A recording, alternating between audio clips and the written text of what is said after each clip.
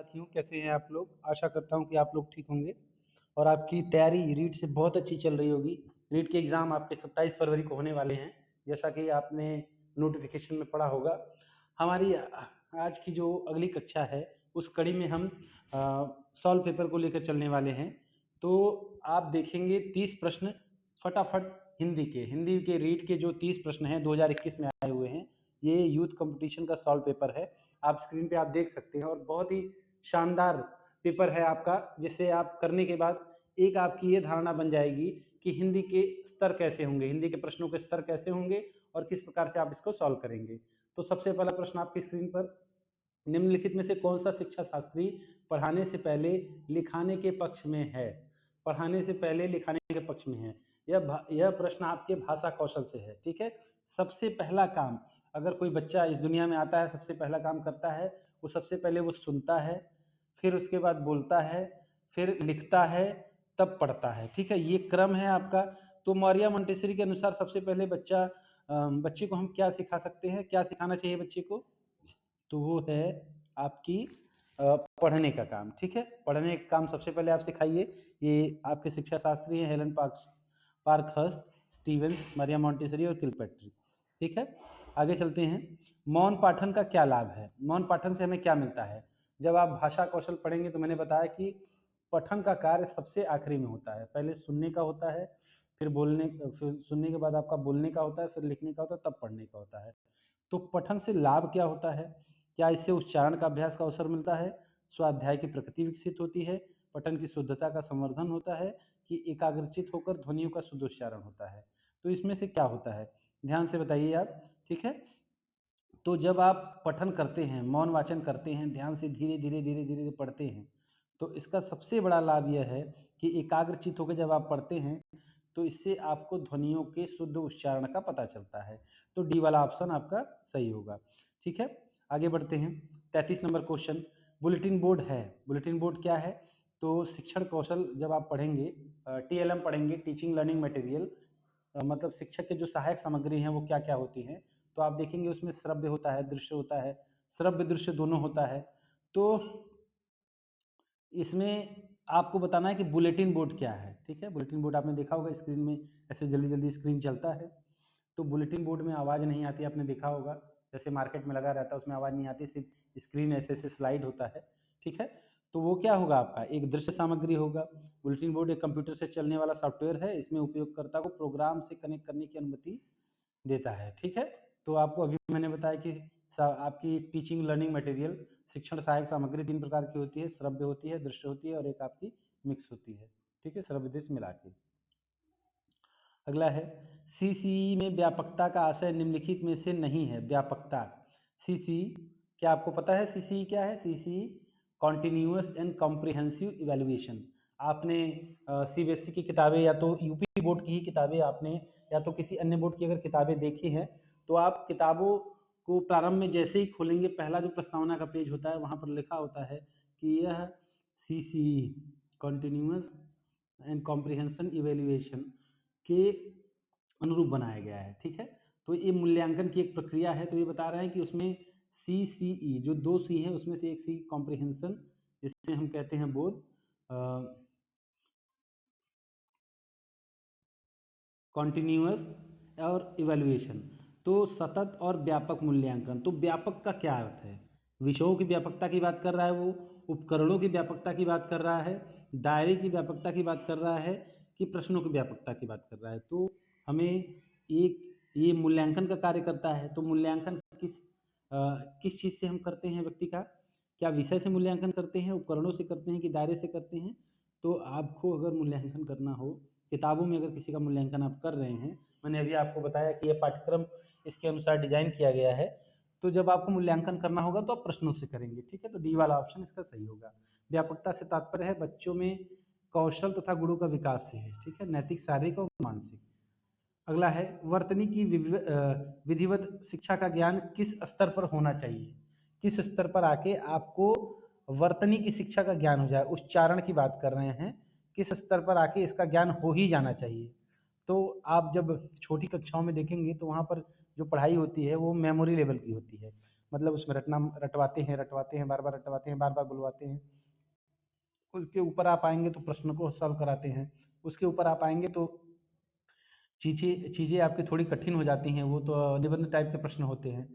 तो ये वर्तनी की बात कर रहे हैं, तो वर्तनी आप अगर सामान्य बुद्धि, थोड़ी सी बुद्धि लगाएंगे, थोड़ा सा आप और सोचेंगे तो आपको ध्यान आएगा कि जब हम छोटे थे तो हमें याद कराने पर जोर दिया जाता था, शुद्ध बोलने पर जोर दिया जाता था, इसीलिए वर्तनी वहाँ से आया है। ठीक है, प्राथमिक स्तर से आया है, तो इसका ऑप्शन होगा ए। ठीक है, क्योंकि उसी समय शब्दों को लिखना, शुद्ध शुद्ध वाक्य लिखना, ये सब सिखाया जाता था। वाक्य के मुख्यतः कितने अंग हैं? ठीक है, तो वाक्य के मुख्यतः दो अंग होते हैं। पहला अंग होता है आपका उद्देश्य, दूसरा होता है विधेय। क्या होता है? संपूर्ण वाक्य में कर्ता जिसको केंद्रित रखकर कुछ कहा जाए वह उद्देश्य कहला जाता है, तथा उद्देश्य के विषय में जो कहा जाए वह विधेय कहलाता है।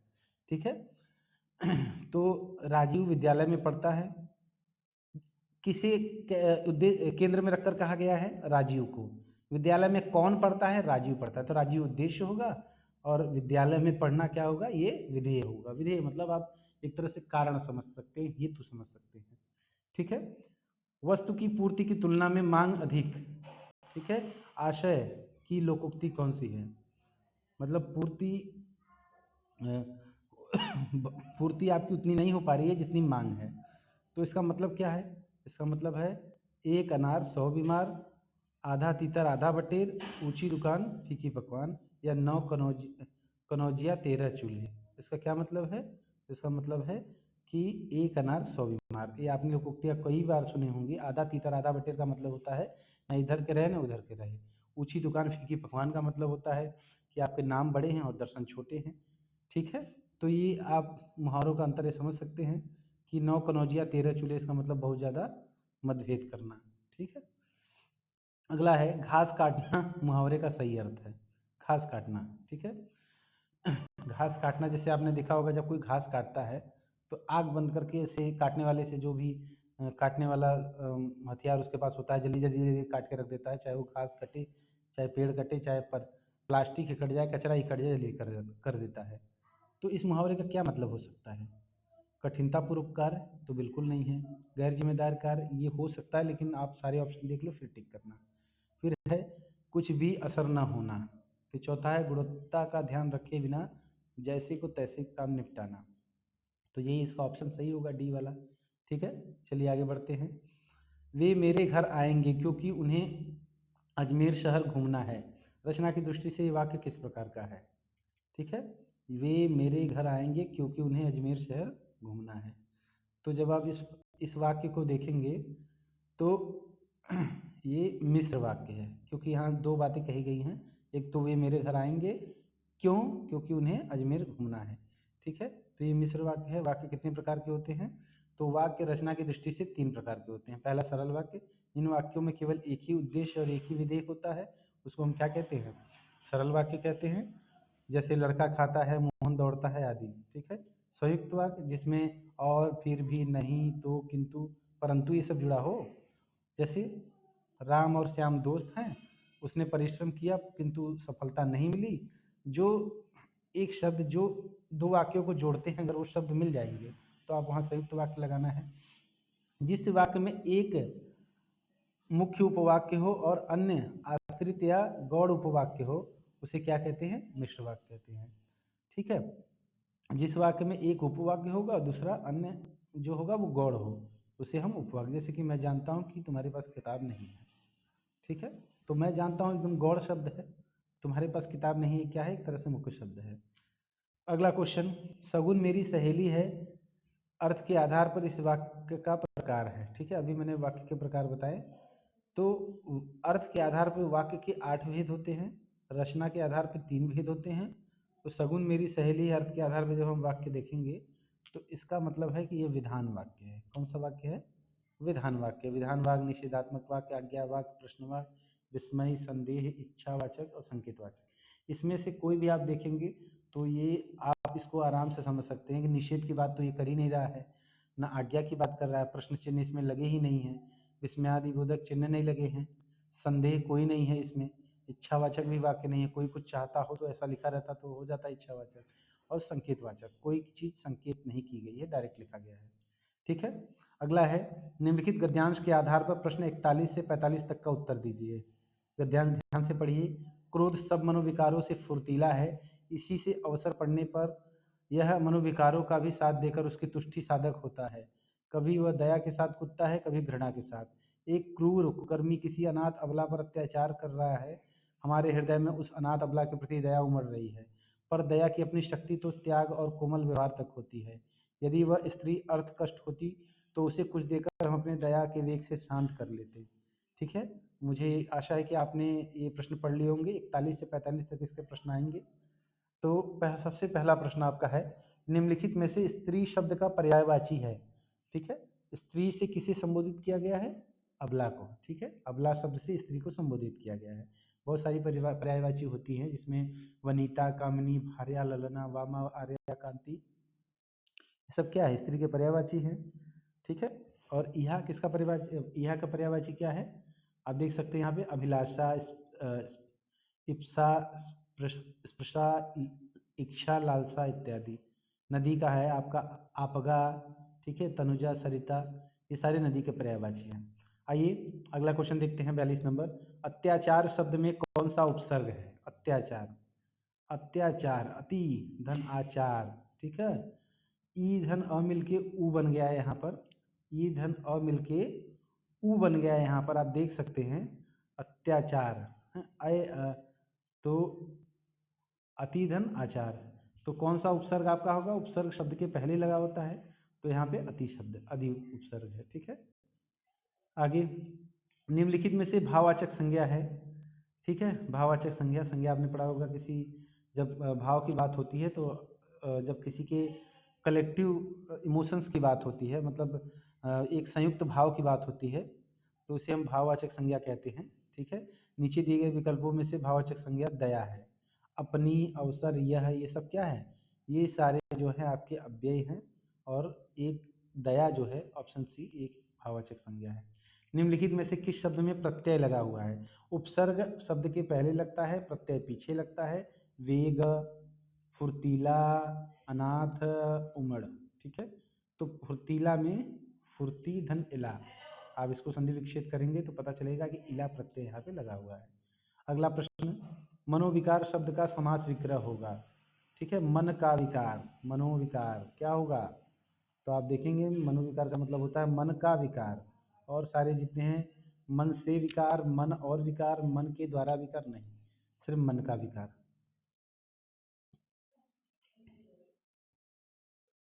अगला प्रश्न है 46 नंबर का, निम्नलिखित में से रचना शिक्षण का उद्देश्य नहीं है। ठीक है, तो पहला ऑप्शन है साहित्य सृजन की प्रेरणा देना, क्रमबद्धता बनाना, विविध भाषाओं का ज्ञान कराना, व्याकरण सम्मत कार्य कराना। ठीक है, तो प्रश्न को ध्यान से पढ़िए। आप देख सकते हैं कि यह नहीं वाला क्वेश्चन है कि नहीं है, तो रचना शिक्षण, तो पहला है साहित्य सृजन की प्रेरणा देना, ये ही रचनात्मक कार्य है। क्रमबद्धता बनाना, ये भी रचनात्मक कार्य है। लेकिन विविध भाषाओं का ज्ञान करना, यह रचना शिक्षण का उद्देश्य नहीं है। सी वाला इसका ऑप्शन सही होगा। अगला है अभिक्रमित अनुदेशन विधि के सिद्धांत में सम्मिलित है। अभिक्रमित अनुदेशन का सिद्धांत जो कि स्किनर ने दिया था, उसमें क्या सम्मिलित है?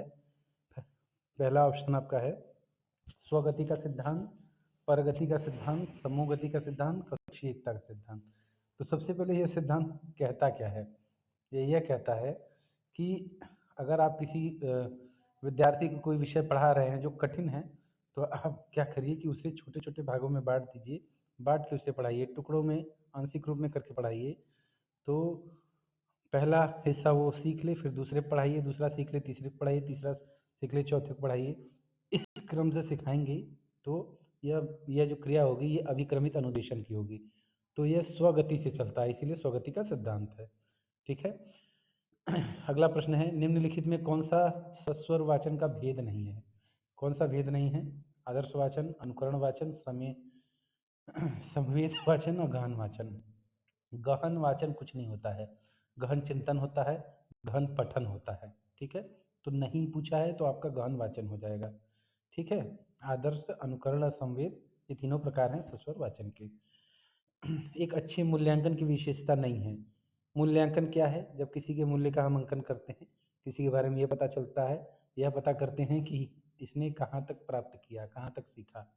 तो क्या नहीं है? पहला विश्वसनीयता, वैधता, आत्मनिष्ठता, व्यापकता। तो आपने जब पढ़ा होगा मूल्यांकन तो आपको ध्यान होगा कि इसमें विश्वसनीयता, वैधता, व्यापकता ये सारी चीज़ें तो होती हैं, लेकिन आत्मनिष्ठता नहीं होती है। ठीक है।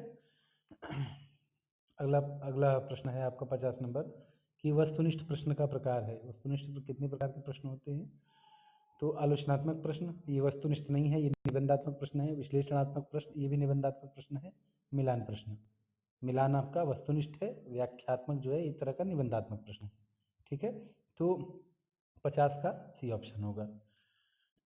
ठीक है। अगला प्रश्न, डॉक्टर चंदा अदम्य साहस की धनी थी। वाक्य में प्रयुक्त साहस शब्द किस व्याकरणिक कोटि का है? साहस क्या है? क्या ये संज्ञा है, सर्वनाम है, विशेषण? क्या इस तरह का आपको शब्द बताना है। तो क्या अव्यय है, भाव है, क्रिया विशेषण है, गुणवाचक विशेषण है? तो साहस की धनी थी, साहस शब्द एक विशेषता के लिए प्रयुक्त हुआ है डॉक्टर चंद्रा के लिए। तो इस किस प्रकार का विशेषण है? ये गुणवाचक विशेषण है। अगला प्रश्न है, गोमूत्र असाध्य रोगों के उपचार में भी उपयोगी है। रेखांकित शब्द संदर्भ में उपयुक्त मिलान है। ठीक है, जो शब्द रेखांकित है उसका मतलब क्या है, उसका अर्थ क्या है? तो गोमूत्र असाध्य रोगों का उपचार भी, ये ऑप्शन आपका क्या होगा? भी क्या है? भी के नीचे आपका अंडरलाइन है, यहाँ पे मिट गया है। तो भी क्या है? भी एक अव्यय है। ठीक है। निम्नलिखित में से कौन सा कथन त्रुटिपूर्ण है? पहला है, सरल वाक्य में एक उद्देश्य और एक ही विषय होता है। संयुक्त वाक्य में दो सरल वाक्यों को या आदि समुच्चयबोधक अवयव से जोड़ा जाता है। ऐसे वाक्य जिनमें एक प्रधान उपवाक्य हो तथा अन्य उपवाक्य आश्रित हो उसे मिश्र वाक्य कहते हैं। वर्णों के सार्थक समूह से वाक्य बनते हैं। ठीक है, वर्णों के सार्थक समूह से शब्द बनते हैं, वाक्य नहीं बनते हैं। तो ये क्या है आपका? त्रुटिपूर्ण है। हाँ, चलिए अगला 54 नंबर, यौवन सैनिक घोड़े में बैठकर आया पर किले का दरवाजा बंद था। जैसे ही उसने दरवाजा खटखटाया चिड़िया पर फड़फड़ाकर उड़ गई। पर पंख फड़फड़ाकर उड़ गई। उपयुक्त वाक्यों में पर क्या, पर शब्द के अर्थों का क्रम क्या है?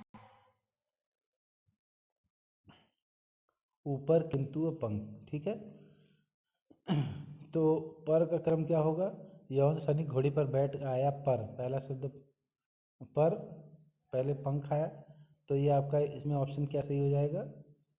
ऊपर, किंतु और पंख। शेष जो विकल्प है वो क्या है? असंगत है। तीनों आपको ढूंढने हैं इसमें से। प्रकृति में ग्रेनाइट तथा संगमरमर से मेरे क्षेत्र को नवाजा है। इस वाक्य में रेखांकित शब्दों का क्रमशः सही भाषाई रूप है। प्रकृति ने ग्रेनाइट तथा संगमरमर से मेरे क्षेत्र को नवाजा है, इनका मतलब क्या है? तो ग्रेनाइट कैसा शब्द है? पहली बात तो ग्रेनाइट शब्द अंग्रेजी का शब्द है, तो ये विदेशी हो। संगमरमर क्या है? संगमरमर भी विदेशी शब्द है। नवाजा का शब्द कैसा है? ठीक है, नवाजा शब्द भी एक आपका विदेशी शब्द है। शेष जितने हैं सब त्रुटिपूर्ण है, कोई इसमें से देशी शब्द नहीं है। तो ए ऑप्शन सही होगा। 56 नंबर है, हमें स्वराज मिल गया। इस वाक्य में काल है, मिल चुका है। ये किस काल की बात हो रही है? यह भूतकाल की बात हो रही है। किस प्रकार का भूत है? ये सामान्य भूत है। ठीक है, निम्नलिखित में से कौन सा शब्द पुल्लिंग है? पुल्लिंग स्त्रीलिंग की बात कर रहे हैं ये। तो मनोवृत्ति एक भाव है। जीविका क्या है? एक तरह का कर्म है, क्रिया है। बैठी ये भी एक तरह का आपका क्रिया है। स्वप्न, ठीक है, स्वप्न शब्द जो है ये पुल्लिंग है। ऊपर के जो जितने शब्द हैं वो स्त्रीलिंग है। आप एक वाक्य बनाकर इसे देख सकते हैं। ठीक है, अगला है 58 नंबर कि गद्यांश के अनुसार पड़िगत शब्द का अर्थ क्या है? इस जो आपने ऊपर गद्यांश पढ़ा उसका मतलब क्या है, उसके शब्द का अर्थ क्या है? तो उसका अर्थ है रूपांतरित। ठीक है, उसका अर्थ क्या है? रूपांतरित। तो ये आपके आखिरी क्वेश्चन आते हैं। मनोवृत्ति शब्द का बहुवचन है। ठीक है, मनोवृत्ति इसका बहुवचन शब्द क्या होता है? तो मनोवृत्ति शब्द का आपका बहुवचन जो होगा होगा मनोवृत्तियाँ। ठीक है, ये बी वाला ऑप्शन सही होगा। आखिरी क्वेश्चन है, दूषित शब्द का अर्थ है, दूषित का अर्थ होता है दोष युक्त, ठीक है, दोष युक्त, जबकि शेष शब्द विसर्ग असंगत है, दोष युक्त, इसको कहते हैं दोष के जिसमें दोष है उसको हम दूषित कहते हैं। तो ये आपके हिंदी के 30 क्वेश्चन हो गए। आशा करता हूँ कि आपको समझ में आए होंगे और ठीक से आपने इसका एक्सप्लेनेशन समझ लिया होगा। अगर आप ये पुराने क्वेश्चन करेंगे, प्रतिदिन करेंगे, तो आप जो है स्कोर अच्छा आपका रीट में बहुत अच्छा स्कोर करके आ सकते हैं। Thank you so much. Class आपको अच्छी लगी है तो उसको लाइक करें। आपके जो भी कमेंट हैं आप कमेंट बॉक्स में डालिए, मैं उसके जवाब दूंगा। Thank you.